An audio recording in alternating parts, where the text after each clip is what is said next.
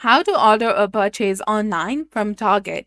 Hey there, welcome back to our channel. So today in this video tutorial, we'll be discussing about ordering or purchasing items online from Target. So now let's get started. You can go ahead and launch your Target app if you've installed it on your device, or you can go to its official website, that is target.com, log into your account, and then after, see the items that you want to add or purchase. Simply go ahead and tap on Add to Cart option that is highlighted in red color. Once you have added all the items that you want to purchase in the cart, tap on Continue Shopping, or you can go ahead and View Cart and check out. If you tap on the cart, this will take you to the cart section where you will see the list of items which you have added to purchase.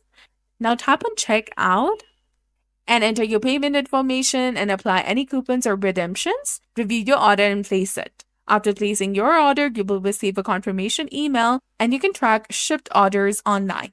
For pickup and drive-up orders, you can receive notifications when your order is ready, which is approximately 2 hours. So go to the guest services and show your barcode and use the Target app to let them know that you have arrived. Then park in the designated drive-up spot and a team member will bring your order to your car.